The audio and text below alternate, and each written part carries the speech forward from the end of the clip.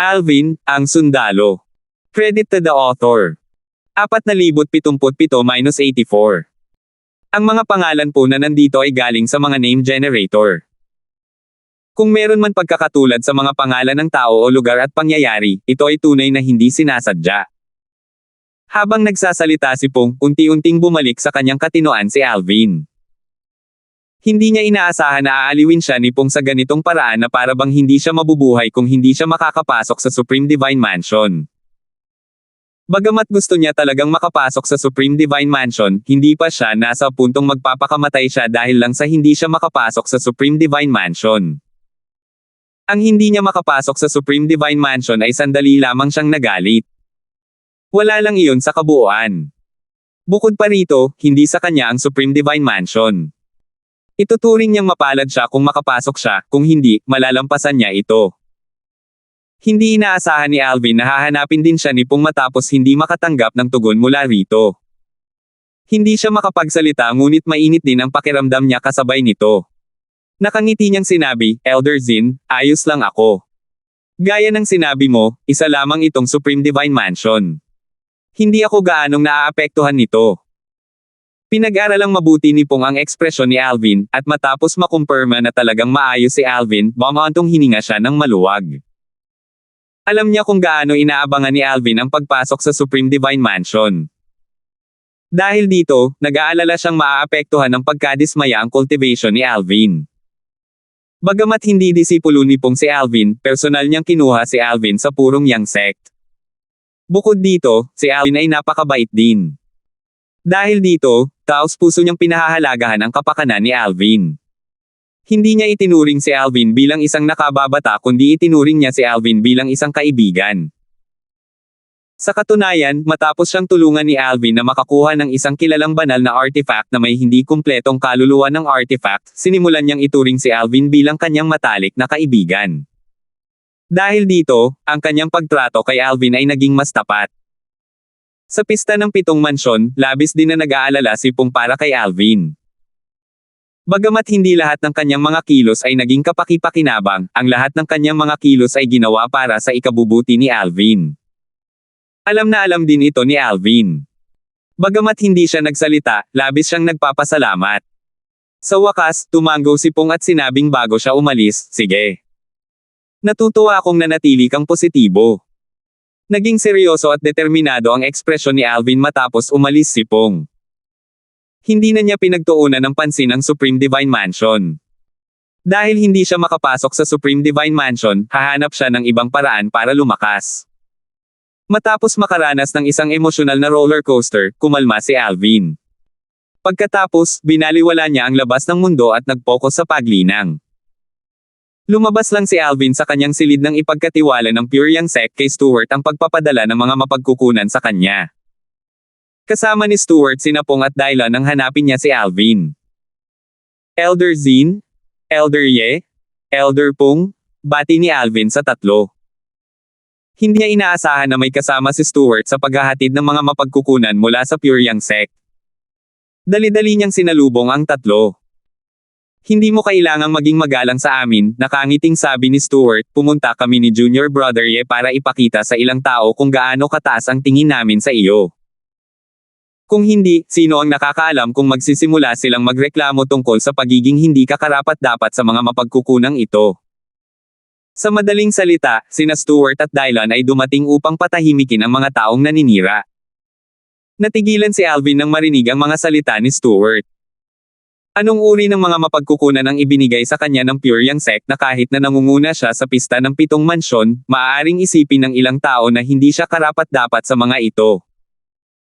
4 na pwesto na ang napanalunan ng Pure Yang Sect para makapasok sa Holy Secret Realm, gayong inaasahan lang naman ng Pure Yang Sect na makapasok siya sa top 10. Lalo na't unang pwesto, hindi man lang naisip ng sect na mapunta siya sa pangalawa o pangatlo. Ano ba ang napakahalaga nito na kahit na nauna na sa 7 Mansions Fist, may mga taong magrereklamo pa rin? Sinulyapan ni Alvin ang laman ng singsing na iniabot sa kanya ni Stuart. Kahit medyo naihanda na niya ang sarili, nagulat pa rin siya. Makikita ang lahat ng uri ng mga halamang gamot sa espasyo. Bagamat hindi marami ang mga ito, bawat isa sa kanila ay bihira at mahalaga. Kabilang sa mga ito, may mga sangkap upang pinuhin ang mga banal na tableta na makakatulong sa paglilinang ng mga emperador ng mga Diyos. Ang mga halamang gamot na ito ay mahalaga at lubos na hinahangad. Mayroon ding isang kitang-kitang banal na artifact. Sa isang sulyap pa lang, masasabi niyang mataas ang kalidad nito. Nagpakita pa ito ng mahihinang senyales ng pagsilang ng isang kaluluwa ng artifact. Hindi ito kasing halaga ng isang kitang-kitang banal na artifact na may hindi kumpletong kaluluwa ng artifact, lalo na ang isang kitang-kitang artifact na may kumpletong kaluluwa ng artifact, ngunit nakahihigit pa rin ito sa mga ordinaryong kitang-kitang banal na artifact. Ang prominenteng banal na artifact ay isang depensibong prominenteng banal na artifact. Ang anyo nito ay parang pilak na baluti. Ang pilak na baluti ay bahagyang kumikinang na may pilak na liwanag, ngunit mayroon ding mahinang gininto ang liwanag na nakahalo rito. Ang gininto ang liwanag ay ang mahinang aura na tanda ng prominenteng banal na artifact na may mataas na posibilidad na manganak ng isang kaluluwa ng artifact sa hinaharap. Hangga't inaalagaan ng isang tao ang prominenteng banal na artifact, ang kaluluwa ng artifact ay tiyak na mabubuo sa malaot madali. Matapos angkina ni Alvin ang pagmamay-ari ng singsing na pangkalawakan at tiningnan ang laman nito, sinabi ni Pong, ang pinakamahalagang bagay sa singsing ay ang pilak na baluti, isang kilalang banal na artifact.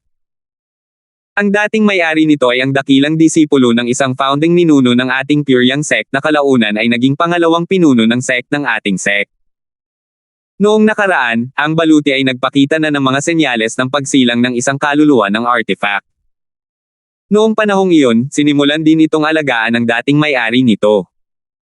Gayunpaman, bago pa man ito maisakatuparan, ang may-ari ay nasangkot sa isang labanan. Bagamat napatay niya ang kanyang kalaban, siya ay malubhang nasugatan din.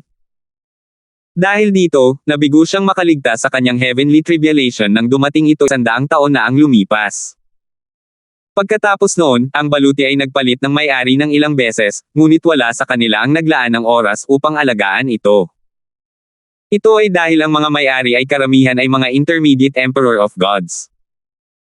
Ang mga intermediate emperor of gods ay karaniwang nagbibigay ng mas malaking kahalagahan sa mga nakakasakit na kilalang banal na artifact. Mahirap nang alagaan ang isang kilalang banal na artifact. Isipin mo na lang na kailangan mong alagaan ang dalawa. Sa anumang kaso, ang Pyryang sect ay palaging tinatrato ang baluti bilang isang kayamanan dahil sa mataas na potensyal nito na manganak ng isang kaluluwa ng artifact. Mas mahalaga ito kaysa sa mga ordinaryong kilalang banal na artifact.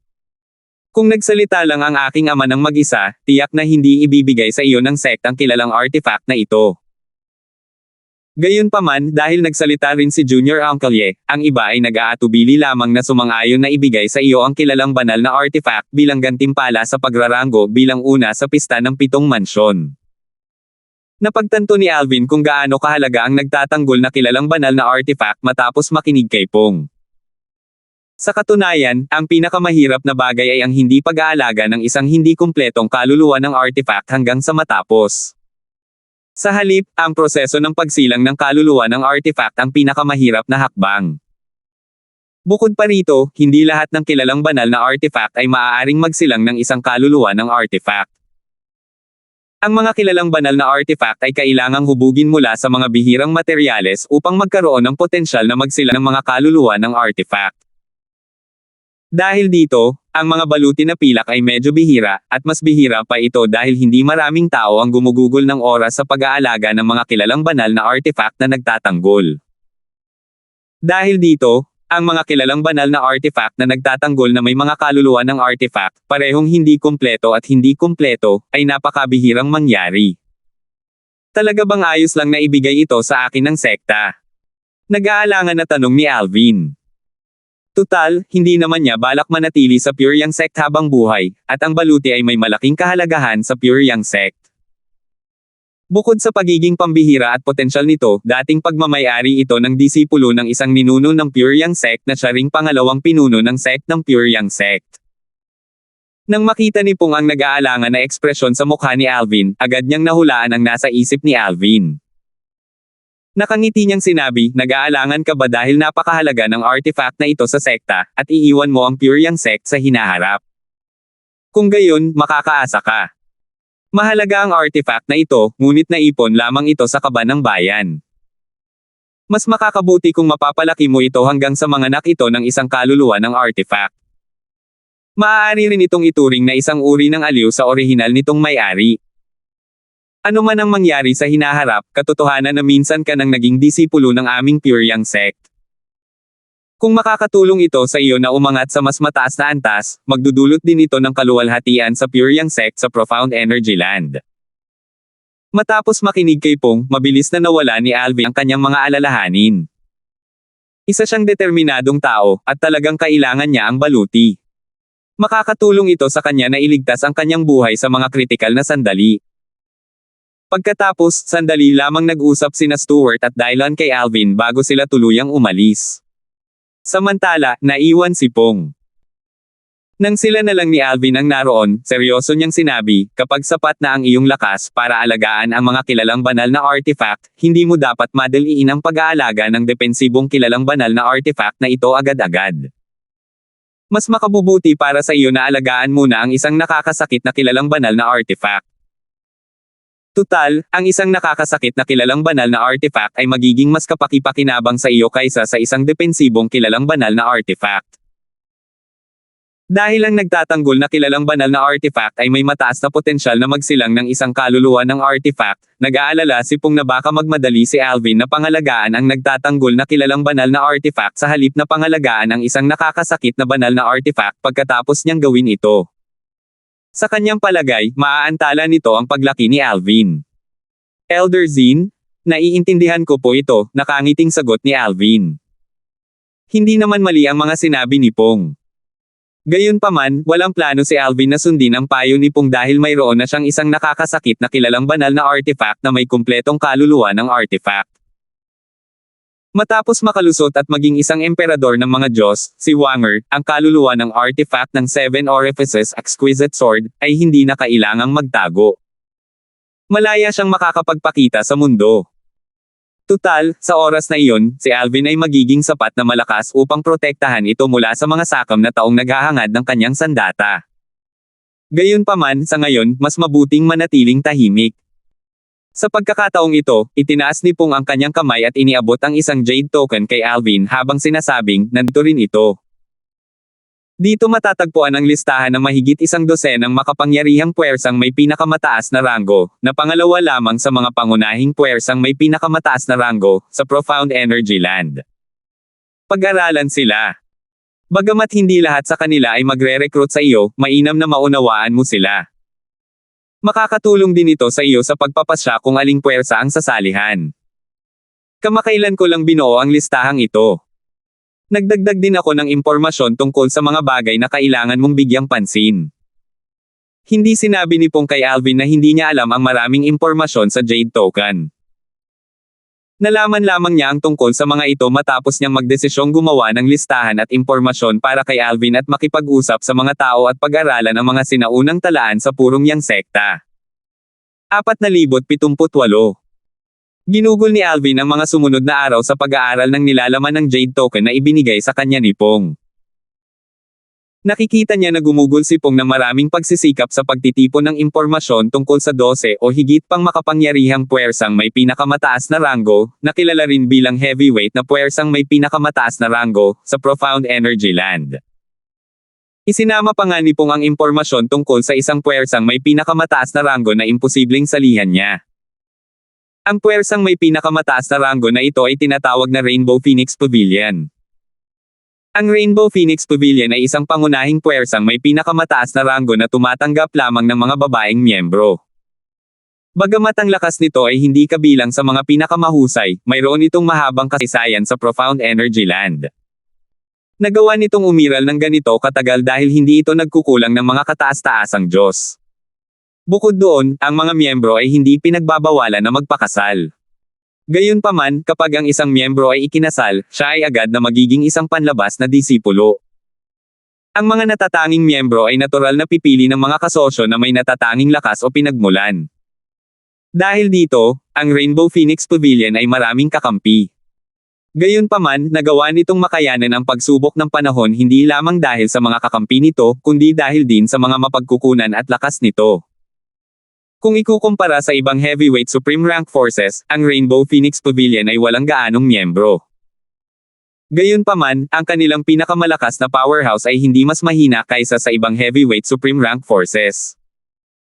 Dati, nang binanggit ni Pong ang Rainbow Phoenix Pavilion, sinabi niya, "Alvin, dapat mong isaalang-alang ang pagpapakasal sa isang asawa mula sa Rainbow Phoenix Pavilion. Kung makakaranas ka ng anumang kahirapan, hindi sila mag-aatubiling tulungan ka hanggat hindi ka nagkakamali." Nang mga oras na iyon, halos hindi makapagsalita si Alvin. Matapos basahin ang tungkol sa Rainbow Phoenix Pavilion, ipinagpatuloy ni Alvin ang pagbabasa tungkol sa iba pang mga heavyweight supreme rank forces. Matagal na niyang napansin na ang mga heavyweight supreme rank forces ay may isang bagay na pagkakatulad, lahat sila ay may mga advanced supreme gods. Bagamat hindi mataas ang kanilang bilang, lahat sila ay nakatayo sa tuktok ng realms of gods. Lahat ng mga matataas na kataas-taasang Diyos ay may likas na talento. Kung hindi, paano nila malalampasan ang napakaraming kapigatian sa langit hanggang sa sila ay maging kataas-taasang Diyos? Ang kanilang pag-unawa sa batas ay napakalalim din. Tiyak din na mayroon din silang mga nakatagong kakayahan. Halimbawa, malamang na naunawaan na nila ang 4 na daos ng langit at lupa, nagtataglay ng 5 banal na elemento, at iba pa. 2 angkan lang ang mayroon sa 12 ng heavyweight supreme rank forces. Sabi ni Elder Zin, "Malabong i-recruit nila ako." Sinabi ni Pong kay Alvin na napakaliit ng posibilidad na kunin siya ng mga heavyweight supreme rank clan kahit na napakagaling niya, dahil nag-aalala sila na ang kanilang mga direktang inapo ay masusupol ng isang tagalabas. Karamihan sa mga heavyweight supreme rank forces ay mga sekta. May isang akademya lang.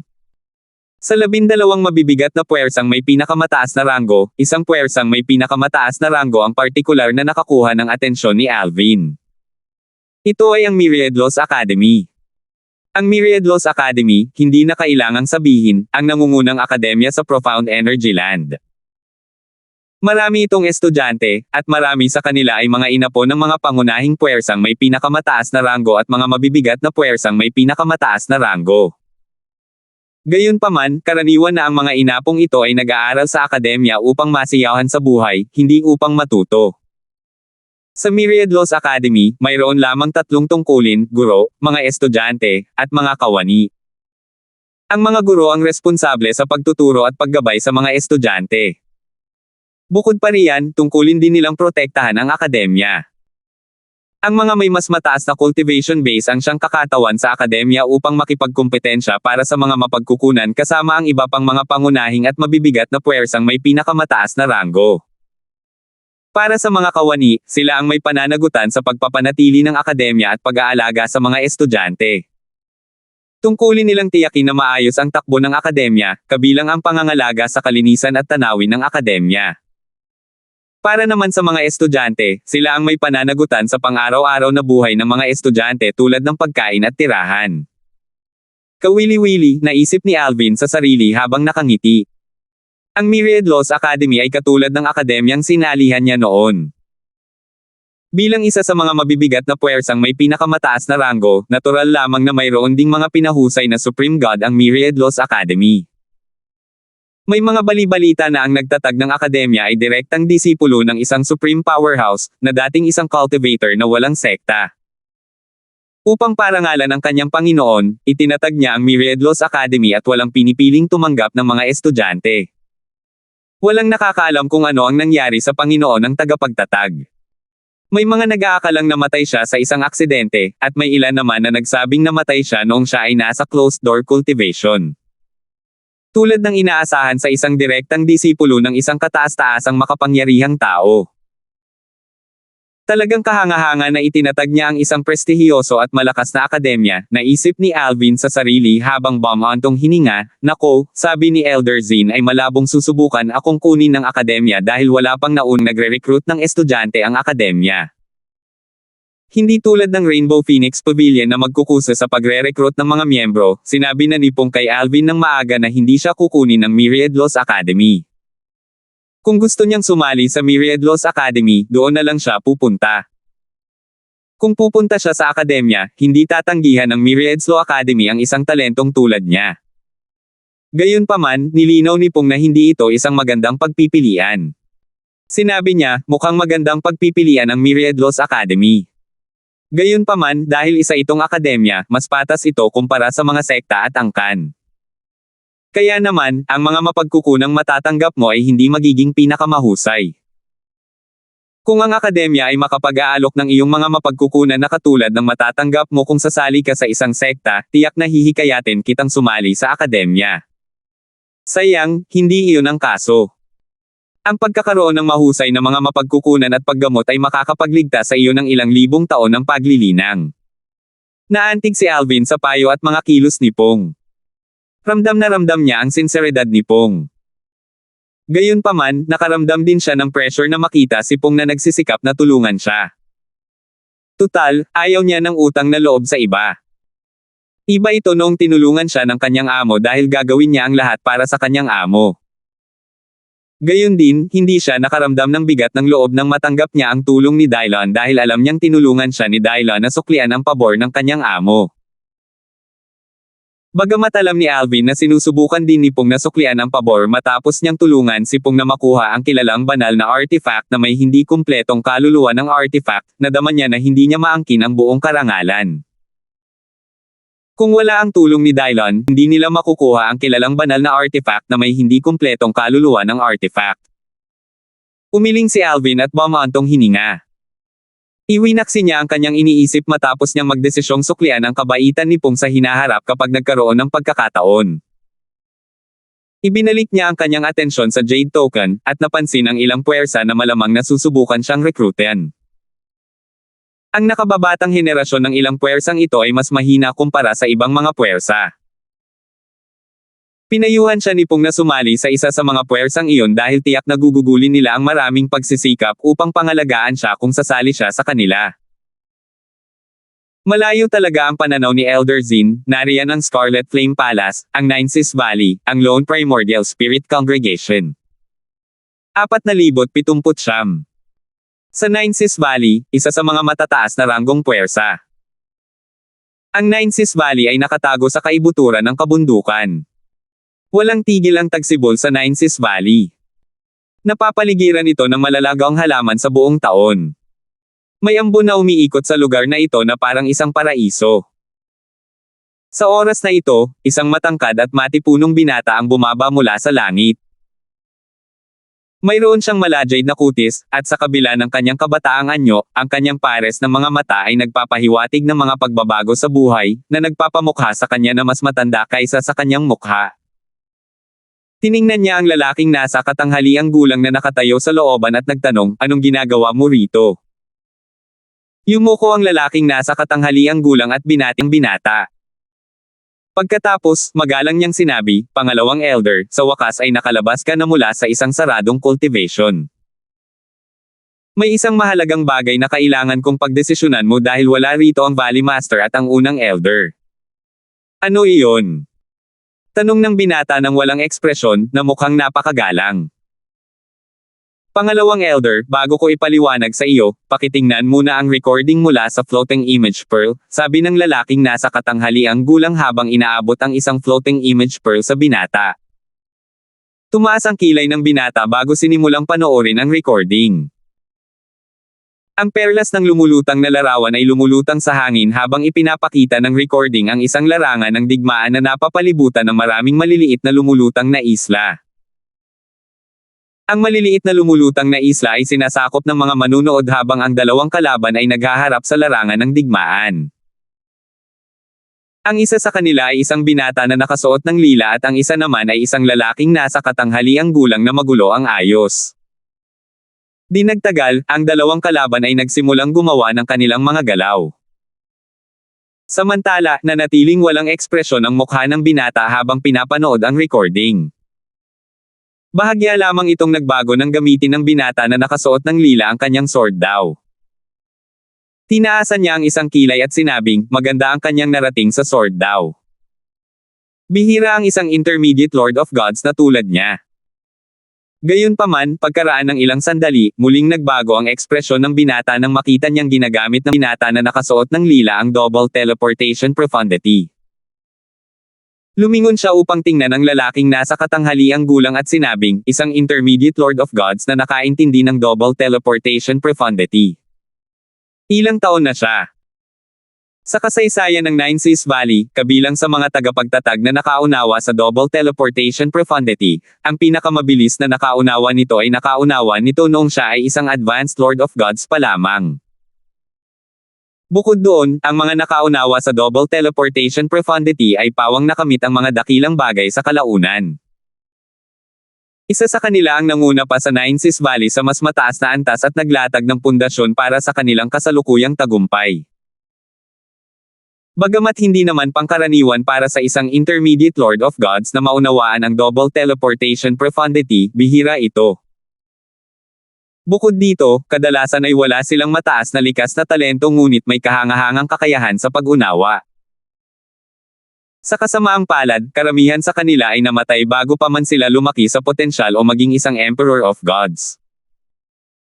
Kumikinang ng husto ang mga mata ng lalaking nasa katanghaliang gulang habang mabilis siyang sumagot, hindi pa siya 3,000 taong gulang. Ano? Nagulat ang binata. Sigurado ka bang ang binatang ito na nakakaintindi ng sword daw at double teleportation profundity ay wala pang 3,000 taong gulang? Tumango ang lalaking nasa katanghaliang gulang at seryosong sinabi, oo, sigurado ako. Kung hindi, hindi sana ako naghintay dito para sa iyo na lumabas mula sa sadong cultivation, pangalawang elder. Nagtanong ang binata ng may kaunting pananabik, sino siya? Dahil naghihintay sa kanya rito ang lalaking nasa katanghaliang gulang, malinaw na may pagkakataon na makuha ang binata na nakasuot ng lila, nakapantay ng pinakamalakas sa nakababatang henerasyon ng Nine Seas Valley. Mahinahong sumagot ang lalaking nasa katanghaliang gulang, ang pangalan niya ay Alvin. Siya ay mula sa Puriang sect sa Eastern Ridge Mansion, na isa sa 7 mansions. Ang 7 mansions ay matatagpuan sa silangang rehiyon ng Profound Energy Land. Bihirang umalis ang mga tao mula sa 7 mansions dahil medyo liblib ang rehiyon. Ang rehiyon ay hindi pa gaanong maunlad at kulang sa mga mapagkukunan kaya bihira ring pumunta roon ang ating mga tao. Pagkatapos ng maikling paghinto, nagpatuloy siya sa pagsasabing, ang recording kanina ay mula sa 7 Mansions Feast na sama-samang inorganisa ng 7 Mansions. Sa palagay ko ay narinig mo na ito noon.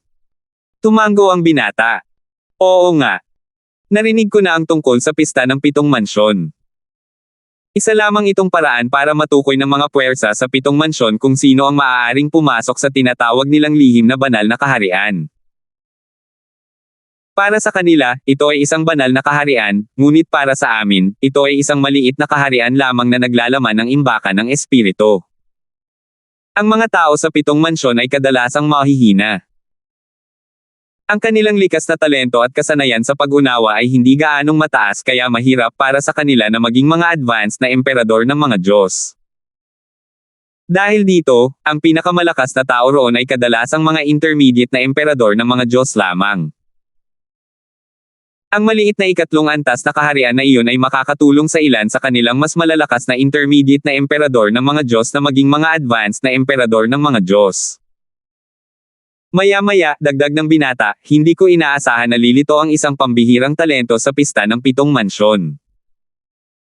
Bagamat malakas ang kalaban ni Alvin na si Roger, hindi man lang pinansin ng binata si Roger. Ito ay dahil walang sinabi ang nasa katanghaliang gulang na lalaki tungkol kay Roger.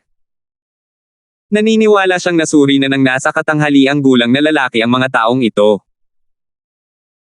Bukod dito, dahil tanging ang mga wala pang 10,000 taong gulang lamang ang maaaring lumahok sa pista ng 7 mansyon, may pakiramdam siya na malapit na sa 10,000 taong gulang si Roger. Pangalawang elder, ang konseho ng mga elder ay nagpadala ng isang tao upang hikayatin siyang sumali sa ating Nine Seas Valley. Plano naming bigyan siya ng mga benepisyo upang handa siyang sumali sa atin. Gayunpaman, dahil wala ang Valley Master at ang unang elder, at ikaw ay nasa isang saradong cultivation, hindi kami makapagdesisyon kung ano ang iaalok sa kanya, sabi ng lalaking nasa katanghaliang gulang. Hindi kumpiyansa ang lalaking nasa katanghaliang gulang na matagumpay nilang merekrot si Alvin. Tutal, hindi lang ang Nine Seas Valley ang heavyweight supreme rank force na gustong mag-recruit kay Alvin. Kung hindi sapat ang mga kondisyong iniaalok nila, natural lang na sumali si Alvin sa isa sa kanilang mga kakumpetensya. Ipatawag ninyo agad ang Elder Council para sa isang pagpupulong, sabi ng binata bago ito biglang naglaho at nawala sa ere. Noong una, nagano ang binata na magpahinga sandali matapos makalabas sa closed-door cultivation. Gayunpaman, matapos matuklasan ang pagkakaroon ni Alvin, medyo nasasabik siya. Bagamat maraming natatanging talento ang Nine Seas Valley sa mga nakababatang henerasyon, hindi sila maihahambing sa kanilang mga nauna. Ngayon ay sabik na siyang kunin si Alvin dahil naniniwala siyang si Alvin ang maaaring maging haligi ng lakas ng Nine Seas Valley sa hinaharap. Bagamat hindi ito isang pangyayaring hindi pa naganap, kahit sa Nine Seas Valley, ang mga intermediate Lords of Gods na wala pang 3,000 taong gulang, na nakakaintindi ng sword daw at double teleportation profundity, ay napakabihirang makahanap. Mayroon siyang doppelganger mula sa batas. Ibig sabihin, hindi siya katutubo ng isang kaharian ng mga Diyos. Mas lalong namangha ang binata sa revelasyon na ito. Kahit bilang pangalawang elder ng Nine Seas Valley, hindi pa siya nakarinig ng sinuman mula sa mas mababang kaharian na may kakayahang makamit ang napakaraming kamangha-manghang gawa tulad ni Alvin. Sa lupain ng Lone Primordial Spirit Congregation. Sa isang maluwang na bulwagan. Isang payat na matandang lalaki na nakasuot ng mahabang itim na roba ang nagtanong sa mahinang boses, inimbestigahan mo ba ng mabuti? Talaga bang galing siya sa makamundong mundo? Pangalawang pinuno, sinuri ko na ito ng mabuti, sagot ng isang nasasakupan, walang duda na siya ay mula sa isang makamundong kaharian. Bukod pa rito, batay sa impormasyon mula sa ating intelligence network, wala pa siya sa 1,000 taong gulang. Iniisip ng lahat na halos 3,000 taong gulang na siya. Tiyak na gumamit siya ng mga divine pills para itago ang kanyang edad sa buto at mapanatili ang maabang profile. Napakarami na niyang nagawa kahit wala pa siyang 1,000 taong gulang. Ang ganitong kahangahangang talento ay walang katulad kahit sa ating Lone Primordial Spirit Congregation. Sa simula, hindi gaanong nagulat ang pangalawang pinuno ng Lone Primordial Spirit Congregation nang una niyang marinig ang tungkol kay Alvin. Mayroon silang ilang mga batang prodigy na wala pang 3,000 taong gulang na maihahambing kay Alvin. Ang nakababatang henerasyon ng Lone Primordial Spirit Congregation ay lubos na may potensyal kumpara sa iba pang mabibigat na puwersang supreme rank sa Profound Energy Land. Ngayong may pagkakataon ng kumuha ng isa pang natatanging talento, natural na hindi palalampasan ng Lone Primordial Spirit Congregation ang ganitong pagkakataon. Hindi na kailangang sabihin, pagkatapos ng investigasyon, mas determinado pa silang kunin si Alvin. Ipaalam mo sa taong nagre-recruit kay Alvin na dagdagan ng malaki ang ating alok.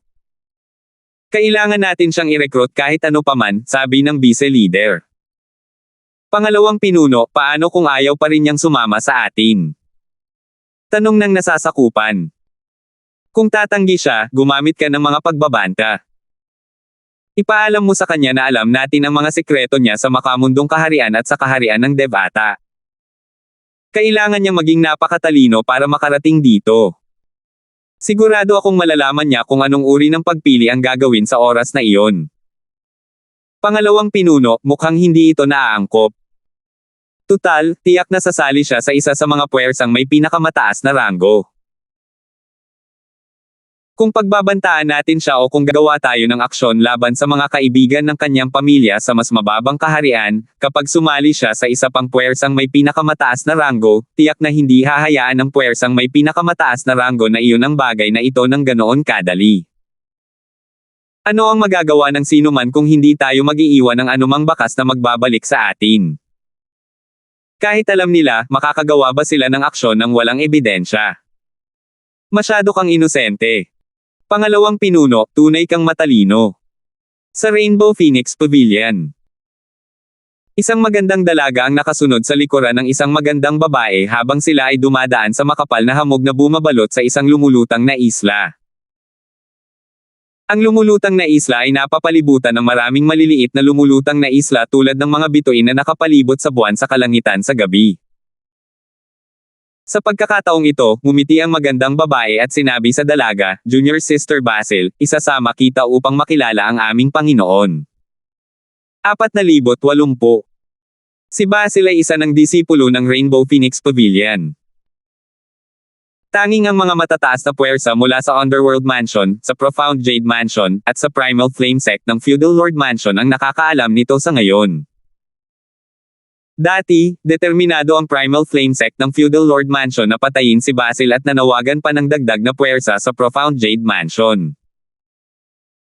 Determinado ang mga matataas na puwersa mula sa mansyon ng mundong ilalim na protektahan si Basil kaya hindi nakakagulat na isang matinding labanan ang sumiklab. Sa mga tao mula sa Primal Flame Sect sa Profound Jade Mansion, iisa lamang ang Intermediate Emperor of Gods. Upang patayin si Basil, kumuha ang Primal Flame Sect ng mga panlabas na katulong at nagpadala ng ilan sa kanilang mga powerhouse sa Profound Jade Mansion. Nahulaan na ito ng 3 intermediate mula sa pinakamataas na puwersa sa Underworld Mansion kaya humingi na rin sila ng dagdag na puwersa mula sa kani-kanilang puwersa. Hindi na kailangang sabihin, ang mga karagdagang puwersa mula sa magkabilang panig ay pawang mga Intermediate Emperors of Gods.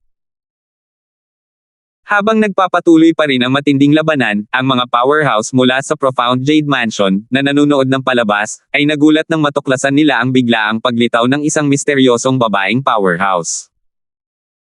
Mas lalo pa silang nagulat nang makita nilang madaling harapin ng misteryosong babae ang grupo ng mga Intermediate Emperor of Gods gamit ang laso sa kanyang kamay. Ipinagtanggol ng mga Intermediate Emperor of Gods ang kanilang mga sarili ngunit nasugatan pa rin sila at sumuka ng dugo sa huli.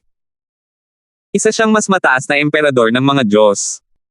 Mayroon siyang kilalang banal na artifact na may kumpletong kaluluwa ng artifact.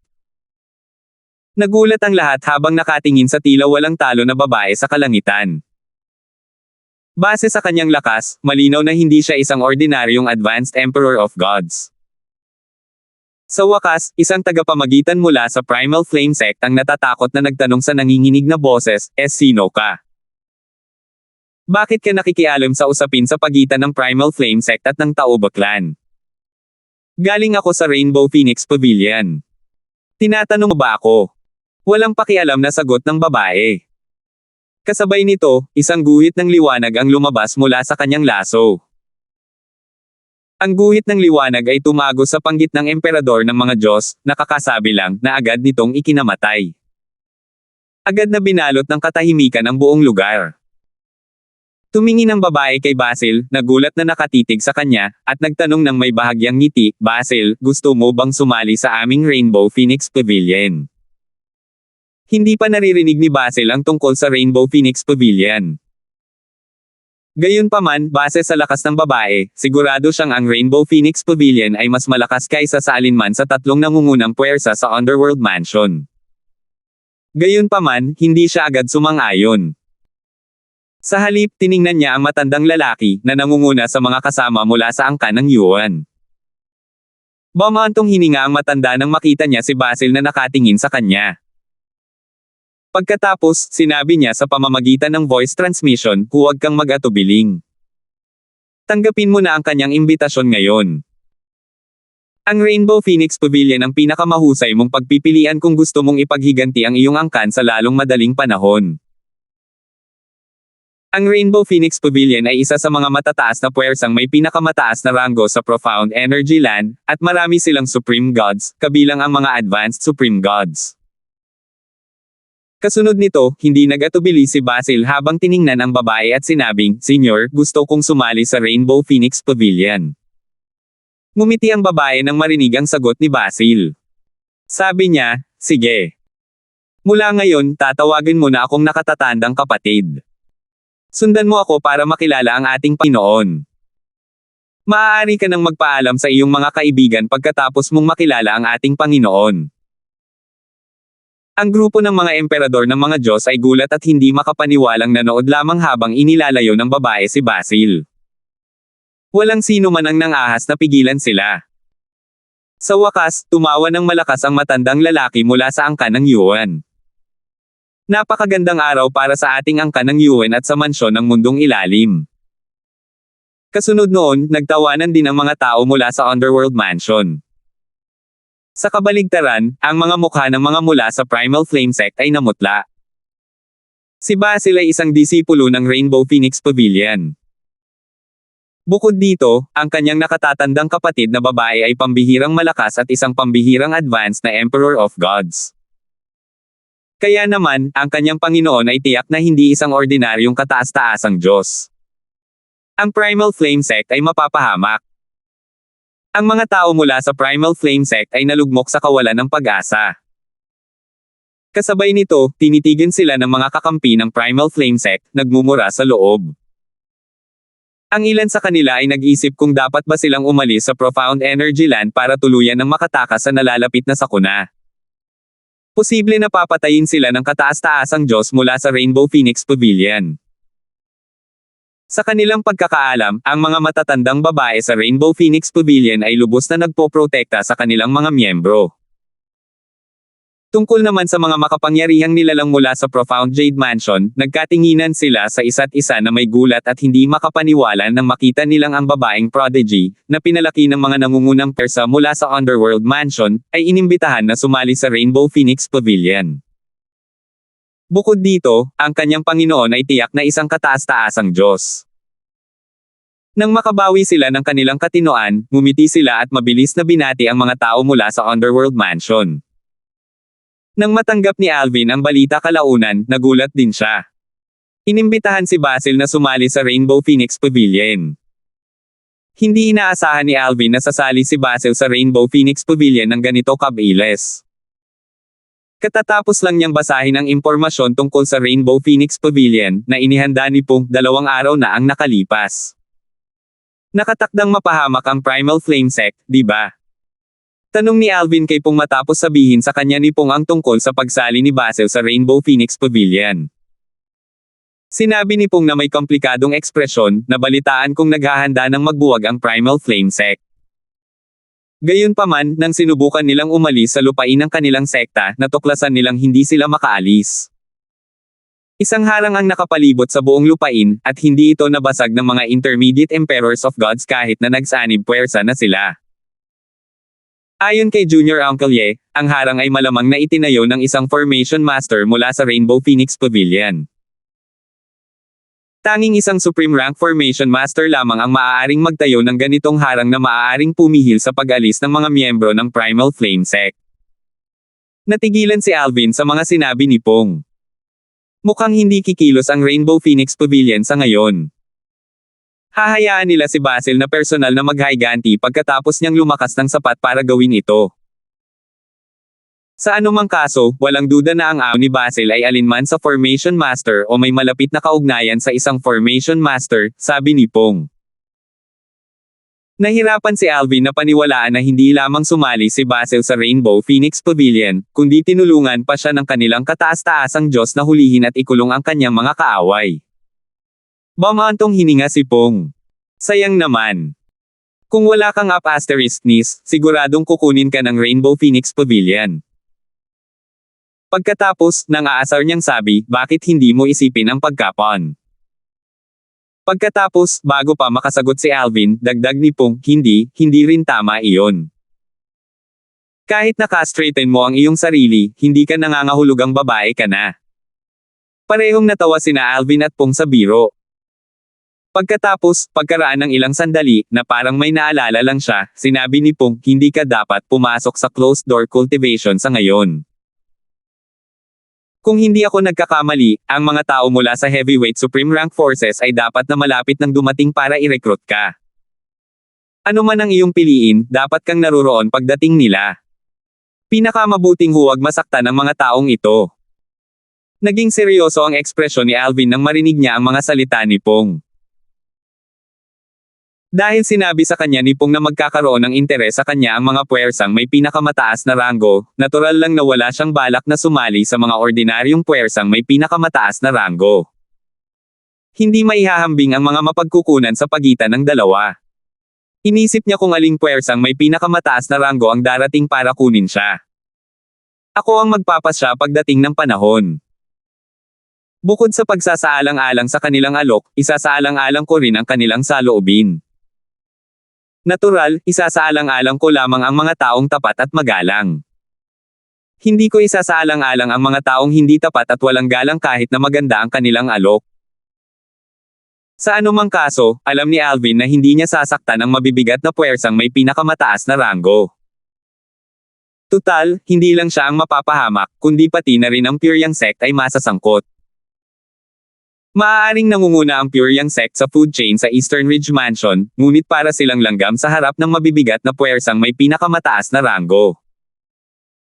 Habang patuloy na nag-uusap sina Alvin at Pong, iba't ibang tao ang papunta sa Pyryang sect mula sa iba't ibang direksyon. 4,081. Sa isang lugar sa labas ng lupain ng Pyryang sect. Isang figure ang bumaba mula sa langit at lumipad sa ere habang nakatingin sa direksyon ng Pyryang sect. Isang binata ang nakatayo malapit sa likuran niya. Sinundan ng binata ang direksyon ng tingin ng figure at nagtanong ng may kuryosidad, "Junior Uncle, doon ba matatagpuan ang Pyryang sect?" Ang kanilang heaven and spirit energy ay talagang kulang kumpara sa atin sa Scholar Woods Divine Manor. Kahit ang heaven and earth spirit energy na 1,000 milya ang layo mula sa ating Scholar Woods Divine Manor ay mas maganda kaysa sa nasa paligid ng ari-arian ng Pyryang sect. Walang inaalala ang binata, at nakasuot siya ng mahabang damit na kulay pilak na may mga gintong palamuti. Puno ng paghamak ang kanyang boses nang banggitin niya ang Pyryang sect. Ang isa pang tao ay isang matandang lalaki na may katamtamang pangangatawan.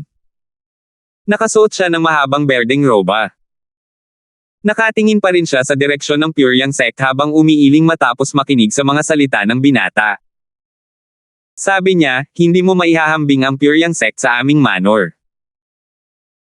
Ang Pyryang sect ay isang sect na ranggo ng emperador lamang habang ang aming Scholar Woods Divine Manor ay isa sa mga pinakamabigat na supreme rank na puwersa sa Profound Energy Land. Sa Profound Energy Land, mayroong hindi bababa sa 100 supreme rank na puwersa na may supreme gods at mas marami pa sa mga walang supreme gods. Ang Pyryang sect ay hindi maihahambing sa isang hindi napapanahong supreme rank na puwersa na mayroon lamang mga advanced na emperors of gods. Maya-maya, may naalala ang matanda at sinabing, sa katunayan, may ituturing na magaling ang Pyryang sect dahil mayroon silang Dylon. Sayang, hindi gaanong makakatulong ang Pyryang sect kay Alvin kumpara sa atin. Kung hindi iiwan ni Alvin ang Pyryang sect para sa isang heavyweight supreme rank force na tulad natin. Gayunpaman, mula sa narinig ko, buong puso siyang inaalagaan ng Pyryang sect. Tumango ang binata nang marinig ang mga salita ng matanda.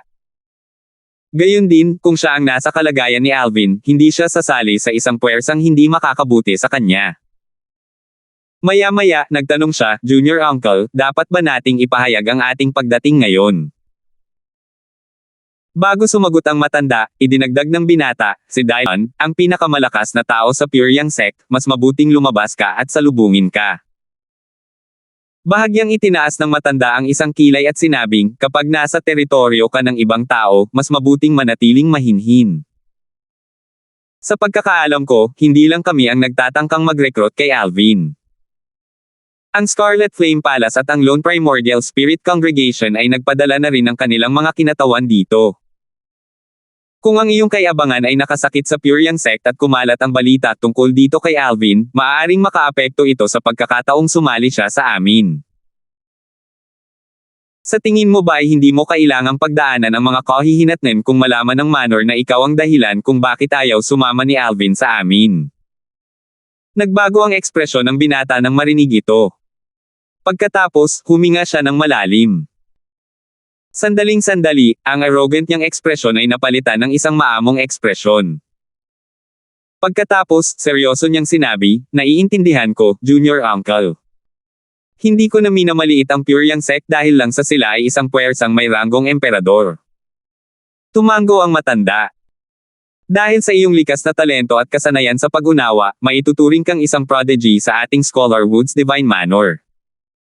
Kaya, normal lang na maging mayabang ka. Gayunpaman, hindi mo dapat ituring iyon bilang isang bagay na karaniwan, at kailangan mong matutong maging mapagpakumbaba." Bagamat hindi ko pa nakikilala si Alvin noon, narinig ko na napakamapagpakumbaba niya sa aking investigasyon kahit na mayroon siyang napakataas na likas na talento at kasanayan sa pag-unawa. Ito ay isang bagay na dapat mong matutunan mula sa kanya. Tumango ang binata. Gayunpaman, makikita ang inggit sa kaibuturan ng kanyang mga mata. Nahirapan siyang paniwalaan na ang isang disipulo mula sa isang mahirap at malayong puwersang may ranggong emperador ay kayang gumawa ng ganitong kamangha-manghang mga gawa sa murang edad. Siya mismo ay mahigit 6,000 taong gulang lamang, ngunit hindi siya kayang tapatan ni Alvin. Bukod dito, kahit sa mga nakababatang disipulo sa Scholar Woods Divine Manor, itinuturing siyang mas mataas sa karaniwan. Sa sandaling ito, umalangaw-ngaw ang boses ng matanda sa mga nagpapatrulyang miyembro ng Pyongyang Sect. Mga Ginoo, ako si Ren Chao mula sa Scholar Woods Divine Mansion. Nandito ako para bisitahin ang Pyongyang Sect. Nagulat ang mga nagpapatrulyang miyembro ng Pyongyang Sect nang mapatingin sila sa dalawang figure sa malapit.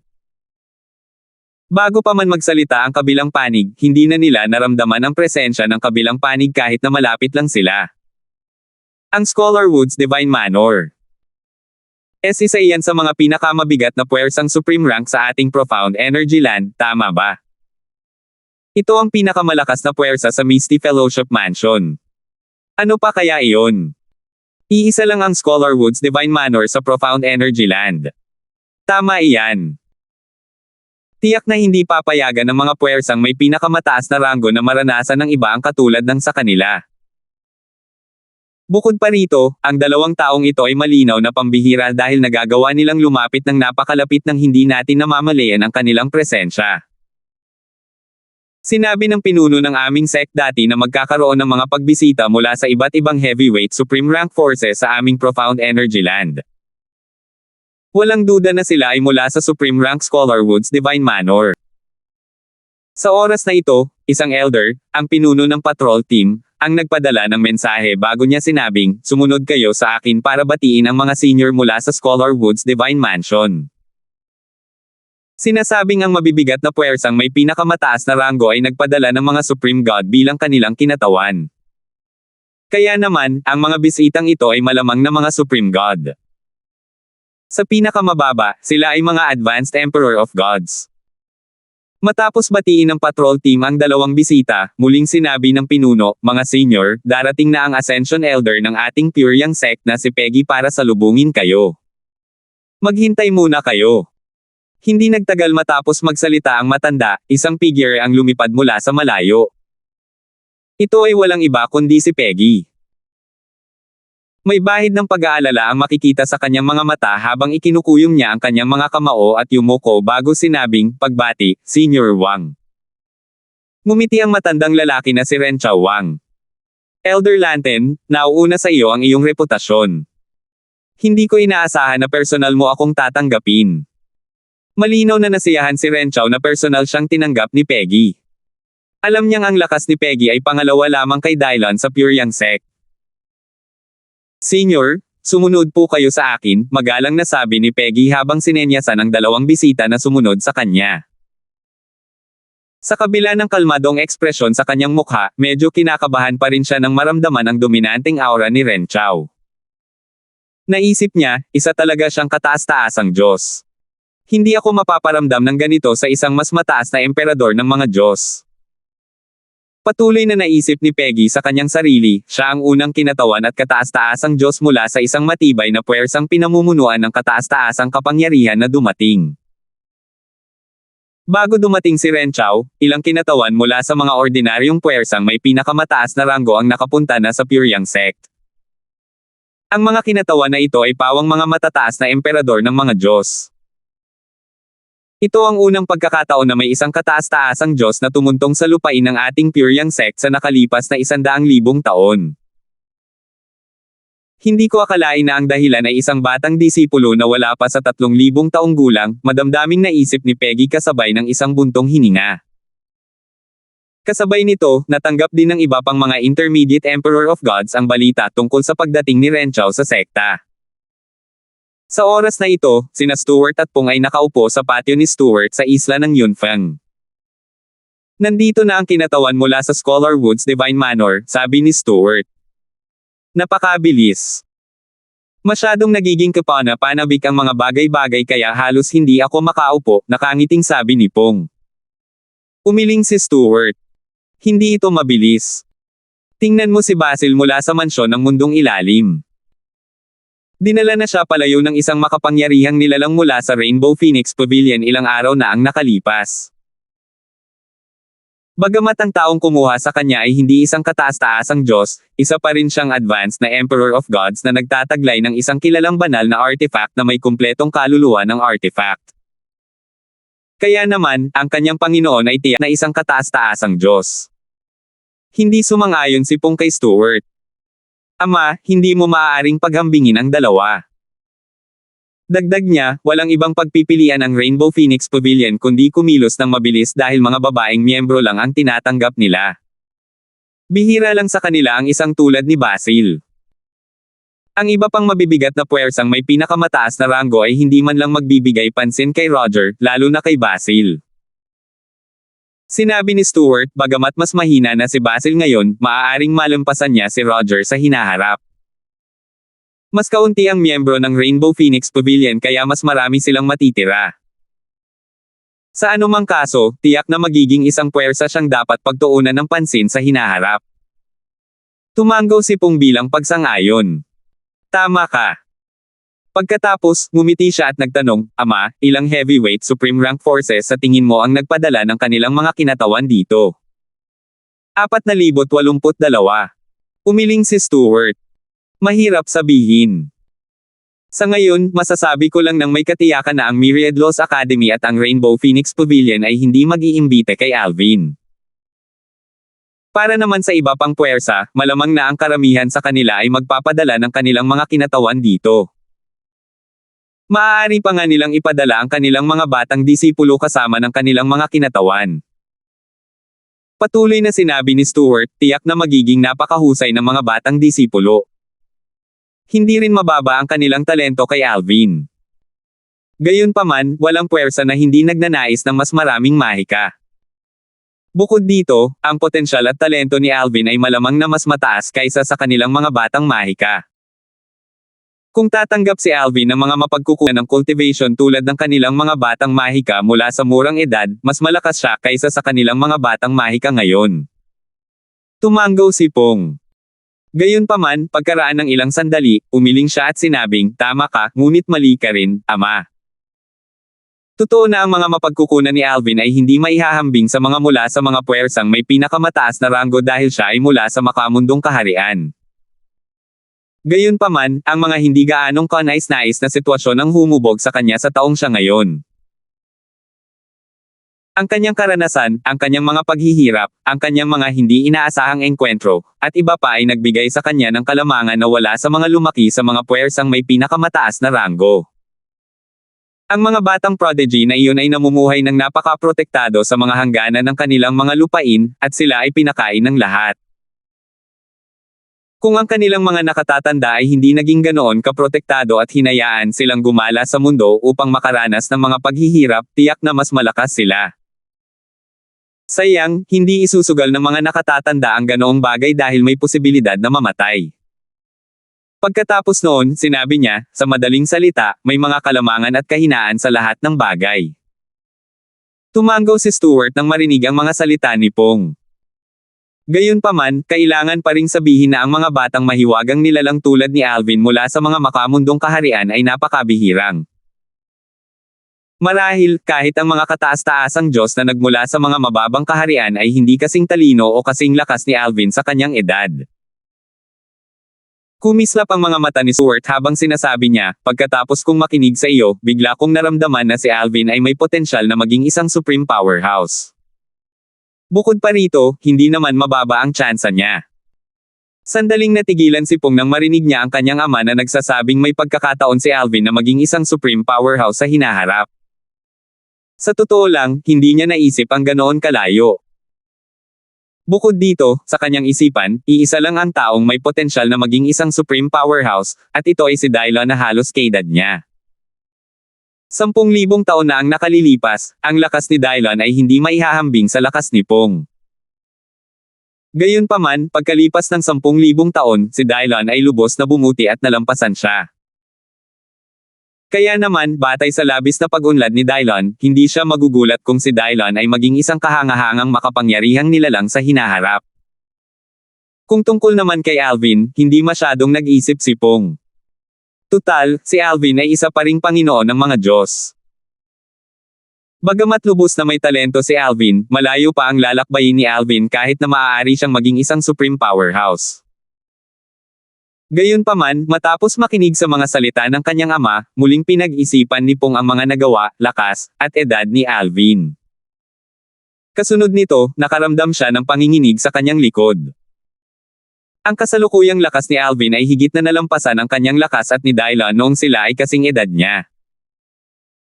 Bukod dito, ang bilis ng pag-unlad, likas na talento, at kasanayan sa pag-unawa ni Alvin ay mas pinalaki pa kaysa kay Dylan.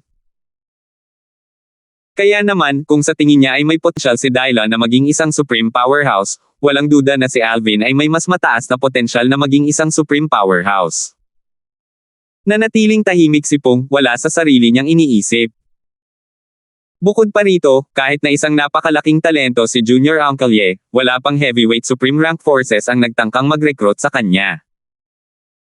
Sa kabaligtaran, ang mga puwersang iyon ay papunta na rito para mag-recruit kay Alvin. Ang mga puwersang iyon ay may napakahusay na pagpapasya. Ito pa lamang ay nagpapakita na si Alvin ay may mas mataas na potensyal kumpara kay Junior Uncle Ye. Sa kabuuan, hindi naman masamang sabihin na si Alvin ay may mas mataas na posibilidad na maging isang supreme powerhouse kaysa kay Junior Uncle Ye. Natural lang, para lumago ang kanyang potensyal, alam ni Pong na kailangang mabuhay si Alvin ng sapat na panahon para magawa ito. Tutal, ang pagkakaroon ng napakalaking talento ay hindi garantiya ng mahabang buhay. Sa katunayan, ang pagkakaroon ng gayong napakalaking talento ay maaari ring maging mapanganib. Bukod dito, sino ang makakahula ng hinaharap? Maraming mga prodigy ang napakatalentado noong sila ay bata pa ngunit naging pangkaraniwan sa paglipas ng panahon. Sa kabaligtaran, mayroon ding mga katamtaman lamang noong una, ngunit unti-unti nilang natututunan ang kanilang potensyal sa hinaharap. Isang halimbawa nito ay si Dylan. Sa madaling salita, walang imposible sa mundo, at ang buhay ay hindi mahuhulaan. Sa wakas, tumingin si Pong sa kanyang ama at nahihiyang sinabi, "Hindi ako kasing talino mo, ama." Kahit alam kong si Alvin ay isang napakalaking talento, hinayaan kong bulagin ako ng kanyang cultivation base sa kaharian ng isang Panginoon ng mga Diyos. Hindi ko isinaalang-alang ang mas malawak na larawan o inisip man lang na maging isang supreme powerhouse siya. Naliwanagan ako pagkatapos kong makinig sa iyo. Mas makatuwiran na ngayon kung bakit napakaraming heavyweight supreme rank forces ang nagtatangkang kumuha sa kanya. Pagkatapos, nagpatuloy si Pong sa pagsasabing, kung babae si Alvin, marahil, matagal nang kumilos ang Rainbow Phoenix Pavilion. Tutal, kumpara sa ibang puwersa, kulang talaga sila sa talento kumpara sa ibang puwersa dahil maliit lang ang kanilang mapagpipilian kumpara sa ibang puwersa na walang pinipiling kasarian. Naunawaan ni Pong kung bakit napakabilis kumilos ng Rainbow Phoenix Pavilion. Ito ay isang puwersa na mayroon lamang mga babaeng miyembro. Para makasabay ito sa iba pang mabibigat na puwersang may pinakamataas na ranggo, natural lamang na kailangan nilang maging determinado. Tunay ngang hindi naging madali para sa Rainbow Phoenix Pavilion na makapantay ang ibang heavyweight supreme rank forces. Tunay ngang kahanga-hanga ang kanilang nagawa sa kabila ng kanilang kinalalagyan. Tutal, ang heavyweight supreme rank forces ay may mas malaking pool ng mga talento na mapagpipilian. Mas marami rin ang kanilang bilang, at dahil dito, mas magiging malakas din sila. Matapos isaalang-alang ang lahat, isang ang himala na nagawa nilang makipagsabayan sa ibang heavyweight supreme rank forces. Habang si Pong ay nagbubuntong hininga pa rin ng madamdamin, at nawawala sa kanyang iniisip, biglang tumaas ang kilay ni Stuart. Pagkatapos, nakangiti niyang sinabi, dumating na ang mga kinatawan mula sa isa pang heavyweight supreme rank force. Alin iyon? Mausisang tanong ni Pong. Ang Lone Primordial Spirit Congregation, sagot ni Stuart. Ang Lone Primordial Spirit Congregation. Kumunat ang noo ni Pong habang sinasabi, nabalitaan kong hindi maganda ang reputasyon ng Lone Primordial Spirit Congregation na ito. Tiningnan ni Pong ang kanyang ama bago nagpatuloy sa pagsasalita, sa mundong ito kung saan nagsasalita ang lakas, hindi maiiwasan na ang mahina ay susupilan ng malakas. Gayunpaman, sa ilalim ng normal na mga pangyayari, hindi na kailangang sadyang pahirapan ng malakas ang mga bagay para sa mahihina. Tungkol naman sa Lone Primordial Spirit Congregation na ito, naging problemado ang kanyang ekspresyon habang patuloy niyang sinasabi, nabalitaan ko ang tungkol sa isang insidente na nangyari mga ilang libong taon na ang nakalilipas. May isang taong tumangging sumali sa kanilang kongregasyon. Medyo maliit ang kongregasyon at nagalit. Gayunpaman, sa halip na patayin ang kabilang partido, pinatay ng kongregasyon ang lahat ng mula sa sekta ng kabilang partido. Kalaunan, ang kabilang partido ay naging isang cultivator na walang sekta at gumanti laban sa kongregasyon, na pumatay ng maraming miyembro ng kongregasyon. Nagpatuloy iyon hanggang mga 1,000 taon na ang nakalilipas ng matagumpay na naakit ng kongregasyon ang kabilang partido palabas at pinatay siya. Pagkatapos, sinabi ni Pong, gayunpaman, hindi ko alam kung totoo iyon. Bahagyang tumango si Stuart. Totoo. Paano ko ba ito sasabihin? Ang Lone Primordial Spirit Congregation ay palaging isang magkasalungat na grupo. Ang pag-uugali ng ilan sa kanilang mga miyembro ay pumukaw ng galit at pagkasuklam ng maraming tao at puwersa. Gayunpaman, hanggat hindi ito nakakaapekto sa kanila, karamihan sa mga tao ay umaayon sa saloobin ng isang dumadaan. Sandali siyang huminto bago muling nagsalita, bukod dito, ang ilang mga ekstremiste sa kongregasyon ay hindi hanggal. Hindi pa sila kailanman nag-udyok ng sino man na hindi nila dapat pukawin. Sa anumang kaso, ang ilang mga bulok na mansanas na ito ay hindi karapat-dapat banggitin. Hindi lahat ng nasa kongregasyon ay masama. Pagkatapos, tumingin si Stuart kay Pong at mariing sinabi, mas mabuting huwag mong banggitin ang insidenteng iyon kay Alvin. Kung direkta niyang tatanggihan ang kongregasyon at babanggitin ang insidenteng iyon, sino ang nakakaalam kung sa huli ay makakasakit siya sa damdamin ng mga tao sa kongregasyon. Nang marinig ang mga salitang ito, isang nahihiya at nakakailang na ekspresyon ang lumitaw sa mukha ni Pong. Kumunat ang noo ni Stuart. Nasabi mo na ba sa kanya? Oo. Nahihiyang sagot ni Pong. Isinama niya ang insidenteng iyon sa jade token na ibinigay niya kay Alvin. Gayunpaman, gumawa siya ng tala at sinabi kay Alvin na ang katotohanan ng insidente ay hindi makumpirma. Gayunpaman, walang usok kung walang apoy.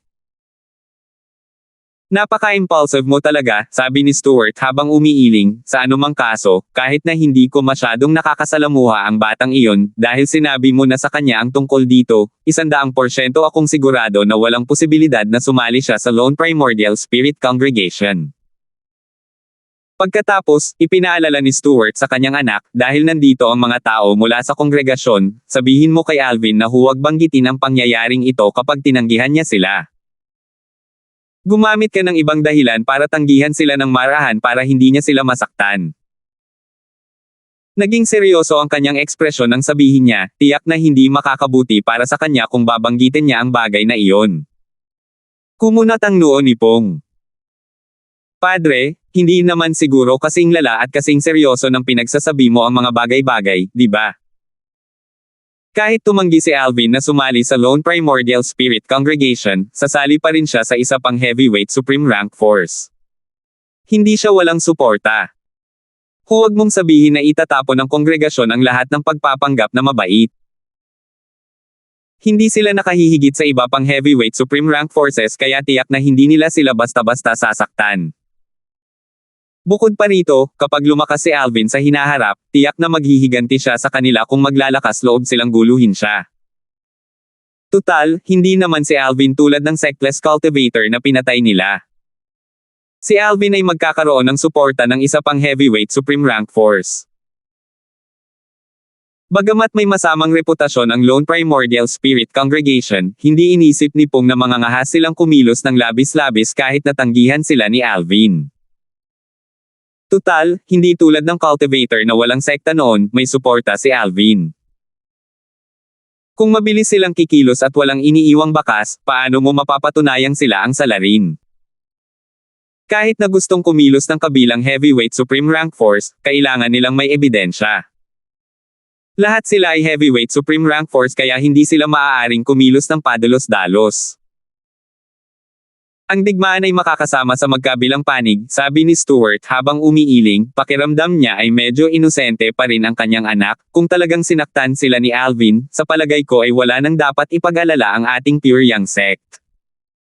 Tutal, magiging malinaw ang pagkakakilanlan ng salarin. Bukod dito, ang ating sekta ay hindi naman ganap na walang suporta. Kung mayroon man, natatakot ako na ang mga tatargetin ay ang kanyang pamilya at mga kaibigan. Bagamat sarado na ngayon ang mga spatial passage sa pagitan ng Realms of Gods at ng Lower Realms, dapat mong malaman na hindi imposibleng pumunta sa Lower Realms gamit ang ibang paraan. Huwag mong sabihin sa akin na sa tingin mo ay walang paraan ang kongregasyon para pumunta sa Lower Realms. Agad na naging malungkot ang ekspresyon ni Pong pagkatapos niyang marinig ang mga sinabi ni Stuart. Pagkatapos, mabilis siyang nagpadala ng voice transmission kay Alvin. Mahalaga para sa kanya na maipaunawa kay Alvin ang bigat ng bagay na ito. Kung may mangyari dahil hindi niya naiparating ang kinakailangang impormasyon kay Alvin, makokonsensya siya. Ang kongregasyon ng nag-iisang primordial spirit. Kung masasaktan ko sila, baka masaktan nila ang pamilya at mga kaibigan ko. Malamig na kumislap ang mga mata ni Alvin matapos niyang marinig ang boses ni Pong. Nagtanong siya, walang sentido kumun ang Lone Primordial Spirit Congregation. Paano sila nakakapagyukod ng ganito kababa? Tutal, isa silang matibay na puwersang may pinakamataas na ranggo. Sumagot si Pong, haka-haka lamang ito ng aking ama. Tandaan mo, pero huwag mo ring seryosohin. Mag-ingat ka lang palagi. Sinasabi ko ito sa iyo para makapaghanda ka. May iba ka pang mga doppelganger sa mas mababang kaharian, di ba? Magiging maayos lang ito basta't mag-ingat ka. Naiintindihan ko. Salamat sa iyong paalala, Elder Zin, sabi ni Alvin. Pagkatapos ng pag-uusap, medyo seryoso ang ekspresyon ni Alvin. Naunawaan niya kung gaano kahalaga ang maging handa. Mas mabuting mag-ingat kaysa magsisi. Maya-maya, ngumisi siya at bumulong, nandito na ba ang mga tao mula sa Lone Primordial Spirit Congregation? Nagsasayang lang sila ng oras. 4,083. Panginoon ko, si Alvin ay nasa cultivation pa rin na walang pahintulot. Dapat ko ba siyang gisingin para salubungin kayo? Kahit na sila ay mula sa mabibigat na puwersang may pinakamataas na ranggo o ordinaryong puwersang may pinakamataas na ranggo, sinabi sa kanila ng matataas na opisyal ng Pure Young sect na si Alvin ay nasa ilalim pa rin ng saradong cultivation matapos silang matanggap. Hindi giniit ng mga kinatawan mula sa mga puwersang may pinakamataas na ranggo na makipagkita kay Alvin kahit na iniisip nilang wala siya sa isang saradong cultivation. Malamang na hinihintay niya munang dumating ang lahat ng mga kinatawan mula sa mga puwersang may pinakamataas na ranggo at makinig sa kanilang mga alok bago magdesisyon. Bukod dito, hindi nararapat na pilit siyang gisingin. Tutal, maaari itong magdulot ng kanyang pagkadismaya. Bagamat walang kalaban-laban si Alvin sa mga kinatawang ito mula sa mga puwersang may pinakamataas na ranggo, kinailangan pa rin nilang mag-ingat na huwag siyang magalit. Kung hindi, mahihirapan silang magpaliwanag sa kanilang mga nakatataas kung tatanggi si Alvin na sumama sa kanila dahil sa kanilang pag-uugali.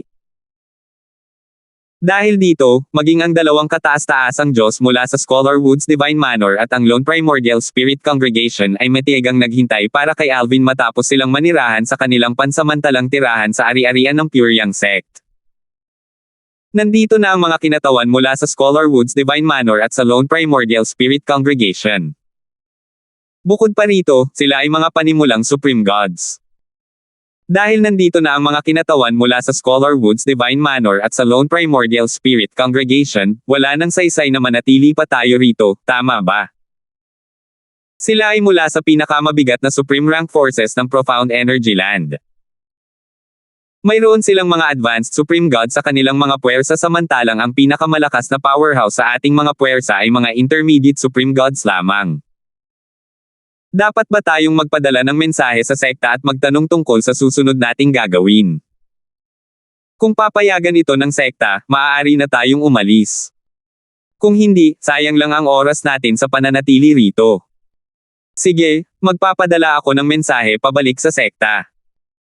Maraming kinatawan mula sa iba't ibang puwersang may pinakamataas na ranggo, na dumating ng mas maaga, ang umalis din sa Pyryang sect matapos magpadala ng mga mensahe pabalik sa kanilang mga nakatataas. May ilan na nanatili dahil napilitan silang gawin ito. Ito ay dahil kahit maliit ang pagkakataon, umaasa pa rin ang kanilang mga nakatataas na sasama sa kanila si Alvin. Sa sumunod na panahon, mas maraming bisita ang nagsimulang dumating sa Pyryang sect. Sa pagkakataong ito, mahigit 70% sa kanila ay mula sa mga puwersang may pinakamataas na ranggo. Matapos dumating ang mga kinatawan mula sa Scholar Woods Divine Manor at ang Lone Primordial Spirit Congregation, maraming ordinaryong puwersang may pinakamataas na ranggo ang tumanggi sa ideya ng pagpapadala ng mga kinatawan sa Pyryang sect upang i-recruit si Alvin. Bukod sa ilan, karamihan sa kanila ay alam na wala silang pagkakataong makipagkompetensya laban sa mabibigat na puwersang may pinakamataas na ranggo. Pagkalipas ng isang buwan, sa wakas ay tumigil na ang mga bisita sa pagpunta sa lupain ng Pyryang sect. Sa panahong ito, mayroong hindi bababa sa 100 kinatawan mula sa 9 na mabibigat na puwersang may pinakamataas na ranggo sa lupain ng Pyryang sect. Nagkaroon ng kaunting kaguluhan sa Pyryang sect nang mapagtanto nilang may 9 na heavyweight supreme rank forces na dumating. Nariyan ang Scholar Woods Divine Manor, ang Lone Primordial Spirit Congregation, ang Nine Seas Valley, ang Scarlet Flame Palace, ang Spirit Convergence Paradise, at iba pa. Mayroong 16 na mabibigat na puwersang supreme rank sa Profound Energy Land na pangalawa sa mga pangunahing puwersang supreme rank. Ibukod natin ang Rainbow Phoenix Pavilion at ang Myriad Laws Academy sa 16 na heavyweight supreme rank forces dahil tiyak na hindi darating ang dalawang iyon. 9 sa 14 na heavyweight supreme rank forces ang dumating para rekrutin si Alvin. Ang galing! Maaaring hindi lang iyon. Marahil, ang mga kinatawan mula sa natitirang 5 heavyweight supreme rank forces ay papunta pa rin dito. Maraming disipulo rin ang napabuntong hininga nang malaman nila ito. Bagamat alam nilang lahat na si Alvin ay isang napakalaking talento, hindi pa rin nila inaasahan na makukuha niya ang atensyon ng napakaraming mabibigat na puwersang supreme rank. Ang mga mabibigat na puwersang supreme rank na ito ay pangalawa lamang sa mga pangunahing puwersang supreme rank at maraming advanced na supreme gods. Medyo mataas ang kanilang kinatatayuan sa food chain. Isa talagang halimaw si Alvin. Iniisip ko kung sino ang pipiliin ni Alvin, ang pinakamataas na ranggong puwersa, sa huli. Aba, wala talagang paraan para pipiliin niyang sumali sa mga ordinaryong puwersang may pinakamataas na ranggo. Tiyak na pipiliin niya ang isa sa mga matimbang na puwersang may pinakamataas na ranggo. Gagawin ko rin iyon kung ako ang nasa sitwasyon niya. Hindi ba't halata naman yan? Bukod pa riyan, narinig ko na karamihan, kung hindi man lahat, ng mga kinatawan mula sa ordinaryong puwersang may pinakamataas na ranggo ay umalis na. Kung hindi, mas marami pang tao sa lupain ng ating sekta.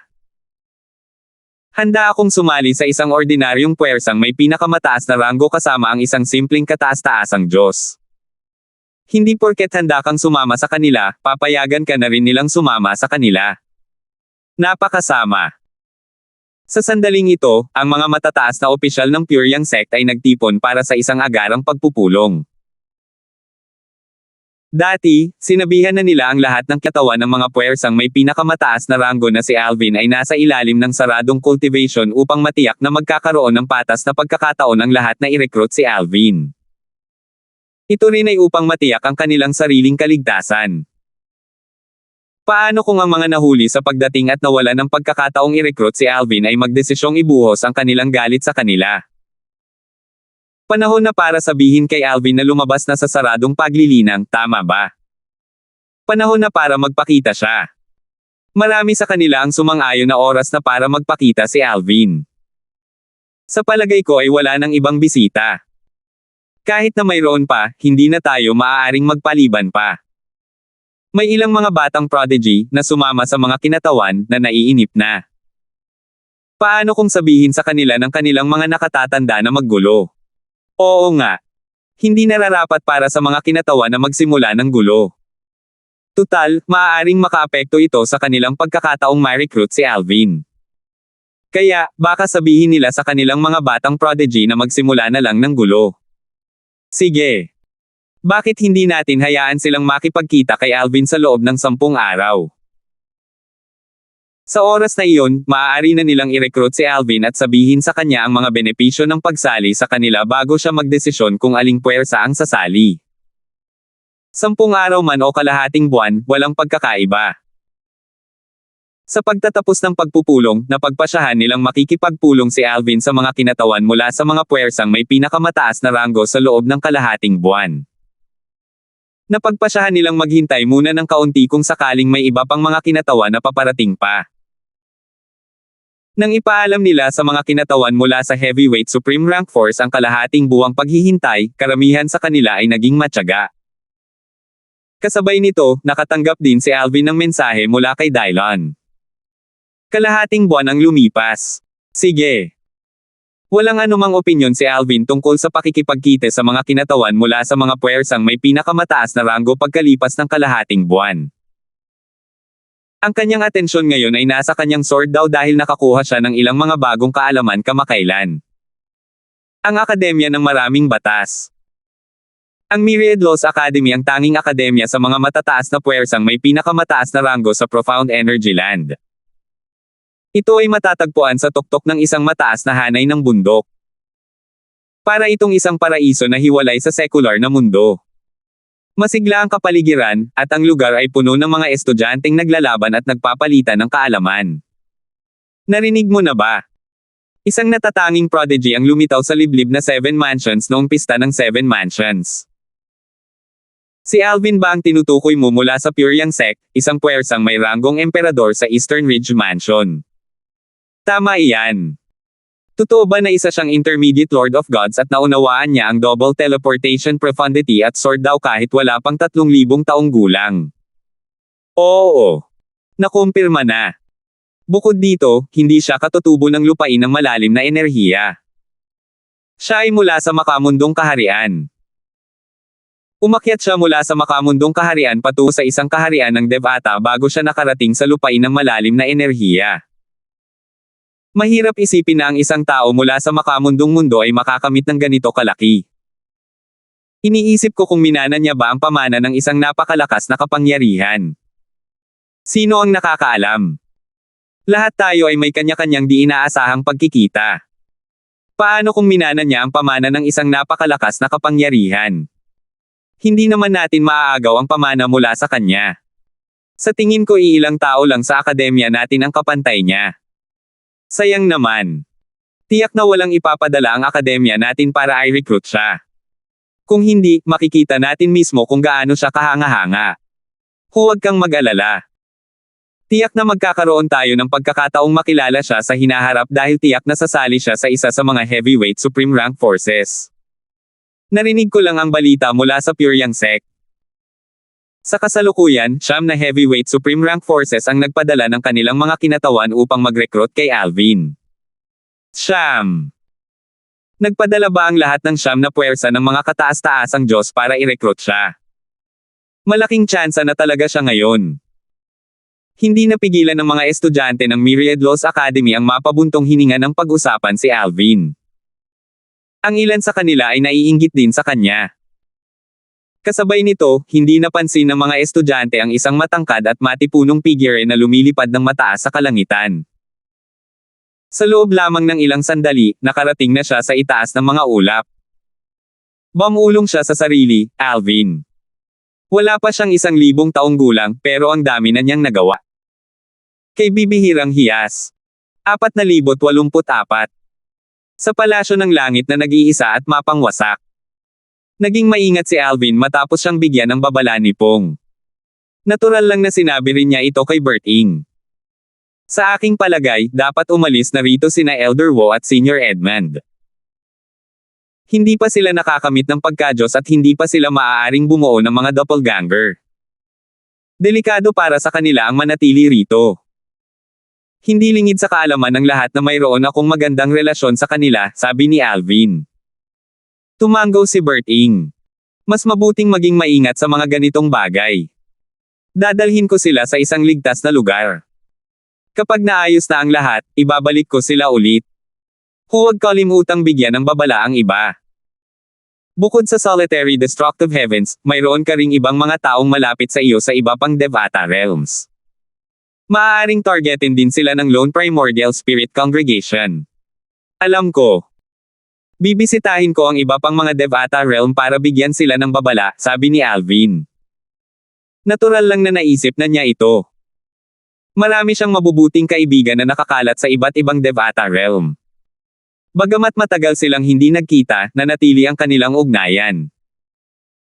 Dahil ang kanyang doppelganger ay bumisita na sa mga heavenly palaces of the boundless heaven, sa spirit overarching heaven, at iba pang Devata realm, ang kanyang relasyon sa mga taong iyon ay hindi nalihim. Sa sumunod na kalahating buwan, nagtuon si Alvin sa pag-unawa sa kanyang sword daw habang ang kanyang doppelganger mula sa batas ng panahon ay bumisita sa kanyang mga kaibigan sa iba't ibang Devata realms upang balon sila tungkol sa posibleng panganib. Lahat ay lubos na nagtulungan. Iniwan nila ang kanilang puwersa at tahanan at nagtago ng walang pag-aaksaya ng oras. Walang nakakaalam ng kanilang kinaroroonan maliban kay Alvin. Nang makita ito, nakaramdam ng labis na ginhawa si Alvin.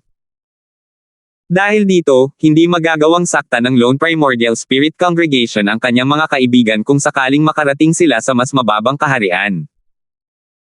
Nang matapos niyang bigyan ng babala ang kanyang mga kaibigan, kalahating buwan na rin ang lumipas. Sa oras na ito, paglabas ni Alvin ng kanyang silid, nakita niya sina Stuart at Pong.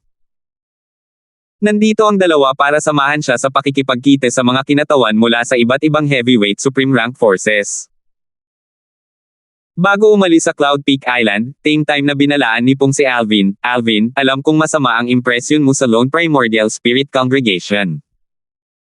Gayunpaman, huwag mong ipakita iyon sa mukha mo kapag nakilala mo na ang kanilang kinatawan mamaya.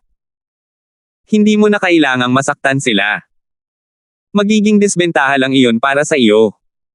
Kahit na ayaw mo sa kanila, hindi mo sila dapat masaktan." Matapos ang maraming oras na kasama si Alvin, naunawaan na ni Pong kung anong uri ng tao si Alvin. Kaya naman, nag-aalala siya na baka malamig na tanggapin ni Alvin ang mga kinatawan mula sa Lone Primordial Spirit Congregation. "Naiintindihan ko." Tumanggaw si Alvin. Alam niya ang takbo ng mundo. Bagamat ayaw niya sa Lone Primordial Spirit Congregation, kailangan niyang magpanggap na palakaibigan kahit ano paman.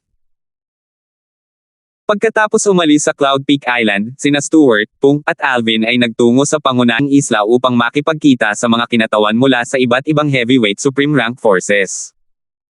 Sa oras na ito, ang mga kinatawan ay nagtitipon sa isang malawak na parang sa pangunahing isla. Mayroong hindi bababa sa 100 tao mula sa siyam na mabibigat na puwersa ng supreme rank. Kaunti rin ang mga kinatawan na naruroon mula sa mga ordinaryong puwersang may pinakamataas na ranggo. Kabilang sa mga kinatawan ay mga matatandang lalaki, mga lalaking nasa katanghaliang gulang, at mga binata. Nang dumating ang tatlo, yumuko si Stuart at binati ang mga kinatawan mula sa mga puwersang may pinakamataas na ranggo. Binabati ni Stuart, mula sa pangkat ng Cloud Peak ng Pyryang Sect, ang mga nakatatanda. Pagkatapos noon, binati rin ni Pong ang mga kinatawan mula sa mga puwersang may pinakamataas na ranggo. Saka lamang tumingin si Stuart kay Alvin at sinabing, "Alvin, halika at batiin ang mga nakatatanda." Silang lahat ay mga kinatawan mula sa iba't ibang puwersang may pinakamataas na ranggo. Pagdating pa lang ni Alvin, sinusuri na siya ng mga kinatawan mula sa mga puwersang may pinakamataas na ranggo. Bagamat ito ang kanilang unang pagkikita, nakilala na nila siyang lahat dahil napanood na nila siya gamit ang floating image pearls. "Pagbati, mga senior," sabi ni Alvin nang bahagya na yumuko. Napansin ni Alvin na sina Dylan at Peggy ay kabilang sa mga taong naruroon. Mayroon ding isang marangal na lalaking nasa katanghaliang gulang na nakatayo malapit kay Dylan. Napapaligiran siya ng isang maliit na grupo ng mga tao.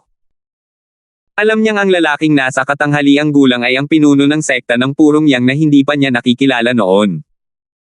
Naramdaman ng lalaking nasa katanghaliang gulang ang tingin sa kanya ni Alvin kaya't tumingin siya. Bahagya siyang ngumiti kay Alvin. Sa pagkakataong ito, isang matandang lalaki ang naglakad patungo kay Alvin. Matalas ang kanyang tingin habang nakatingin kay Alvin at sinabing, "Alvin." Ako si Fang Shu mula sa Lone Primordial Spirit Congregation. Ako ay isang simpleng Supreme God. Gaya ng alam mo na, narito ako upang anyayahan kang sumali sa aming kongregasyon. Ipinapangako ko sa iyo na ang pagtrato sa iyo ay hindi naiiba sa mga banal na anak ng aming kongregasyon. Ang pinakamalakas na batang prodigy sa Lone Primordial Spirit Congregation ay kilala bilang Holy Sons. Hindi na kailangang sabihin dahil sa kanilang pambihirang talento, nasiyahan sila sa pinakamahusay na mga mapagkukunan ng cultivation at pagtrato sa kongregasyon. Si Fang Shu, ang matandang lalaki mula sa Lone Primordial Spirit Congregation, ay bahagyang ngumiti kay Alvin at nagpatuloy sa pagsasabing, bukod pa riyan, ang pangalawang pinuno ng Lone Primordial Spirit Congregation ay handa ring tanggapin ka bilang kanyang direktang disipulo. Inakala ni Fang Shu na matutuwa si Alvin kapag narinig niya ito. Tutal, ang pangalawang pinuno ng kongregasyon ng Lone Primordial Spirit ay isang intermediate Supreme God. Gayunpaman, medyo kalmado si Alvin habang nakangiti at magalang na sinabi, Elder Shu, pag-iisipan ko itong mabuti.